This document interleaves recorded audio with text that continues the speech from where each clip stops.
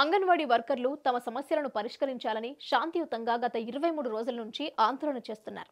దానిలో భాగంగా తమ బాధలు చెప్పుకునేందుకు శ్రీ సత్యసాయి జిల్లా మడకశిరిలో చెలో కలెక్టరేట్ పేరిట పుట్టపర్తి కలెక్టర్ కార్యాలయం ముందు నిరసన చేపట్టేందుకు వెళ్తున్న అంగన్వాడీ వర్కర్స్ కు ముందస్తు నోటీసులు ఇచ్చారు పోలీసులు. అనంతరం వారిని అదుపులోకి తీసుకుని స్టేషన్ కు తరలించారు. పోలీస్ స్టేషన్ ఆవరణలో రాష్ట్ర ప్రభుత్వానికి వ్యతిరేకంగా నినాదాలు చేశారు వర్కర్లు. జగన్ పాదయాత్రలో చేసిన హామీలను నెరవేర్చమంటే ఇంతవరకు స్పందించకపోవడం అత్యంత దుర్మార్గమన్నారు.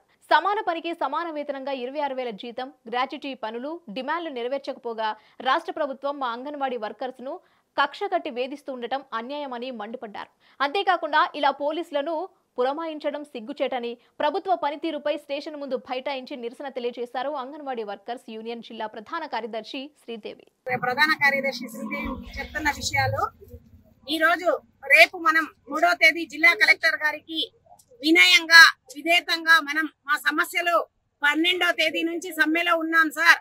మేము ఏదైతే సమ్మె చేస్తున్నామో అందుకు అన్ని చోట్ల మండలాల వారీగా డివిజన్ల వారీగా అన్ని చోట్ల జరిగాయి. రేపు కలెక్టర్ గారికి కూడా ఒక వినతి పత్రం ఇస్తే సీఎం గారి దృష్టికి వెళ్తుందని ఒకే ఒక కారణంతో అందరూ రేపు సత్యసాయి జిల్లాకు బయలుదేరినాము. ఈ రోజు నేను అనంతపురం బస్సు ఎక్కి పెనుగొండ టికెట్ తీసుకున్నాను.